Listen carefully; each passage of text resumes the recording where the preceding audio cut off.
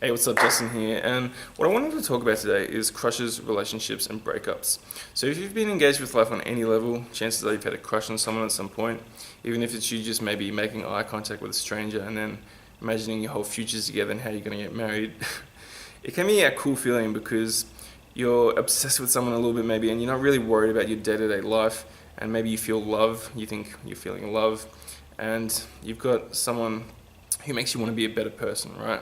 It can also be really annoying because it's like you can scare people off, you can give off the wrong vibe, and in your head, you're like, I'll do anything for you, just tell me what to do, I like you. But at the end of the day, people have got their own thing going on, and if people have to worry about your emotions, people have got very complicated lives, then it puts a lot of pressure on them to not make any mistakes, and they might most of the time just maybe not text you back or just be busy forever because they don't really want to worry about not breaking your fragile little heart or something like that. So let's say you've gone out and you've done all the annoying things like develop a personality, get habits that you enjoy, get friends that you like, all that annoying stuff, right? That's a joke. Then maybe at some point you get into a relationship with someone. There's two types of relationships, I think. There's ones where it's more like you've got a partner and maybe you're trying to do something constructive like build a family together or build an empire together or something like that. And then there's one that's more of a romantic type of relationship where it's more of a fling and you're in love and you're texting each other and cuddling and doing all that cute stuff. And this is a really cool headspace that you might be in because everything just seems right with the world. You might be optimistic and you're just doing all that nice couple stuff where it's just really enjoyable for the first period at least. So if you're in that headspace, you just embrace it and enjoy it. That's one of the best things that you can experience in life, in my opinion. But you can also bring it back to a more stable type of relationship through communication, I think. So my parents have been married for something like 40 years, and the way that they've been able to maintain a successful marriage is by just talking. And if they talk for maybe an hour every day about their thoughts and feelings, then they get everything out in the open, and there's no secrets between each other, and they can build a stable, successful marriage from that standpoint, right? Now, if two people grow apart, maybe somewhere down the road, they might experience a breakup at some point. Now, I don't necessarily always see this as a bad thing.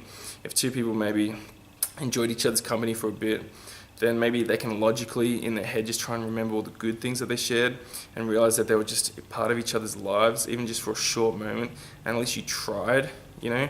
It's like, then it's not necessarily always a bad thing. But it can be painful if someone's maybe identity is attached with a relationship or they've worked really hard to put into the relationship. I get that there's a lot of real painful human emotions involved with it.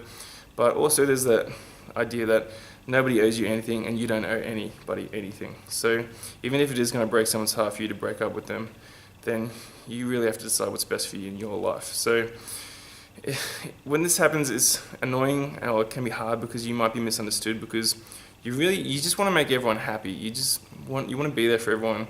You want to be everyone's partner or husband or wife or something like that. But if you're feeling like you need to do something else, or maybe even if you feel like you could do better, which might be a little bit narcissistic but might also be true, then you have to decide what's best for you. So people come and go in each other's lives, and I think in the long run they'll just appreciate the fact that at least you were there and at least you tried. So I hope you guys get some sort of value from this video. You can have crushes on people, you can have relationships with people, you can have breakups with people, and maybe if you just try and understand that it's all part of a larger journey, a larger game, then you can appreciate the journey a little bit more and appreciate the good moments and the bad moments a little bit more. So I'll catch you guys next time.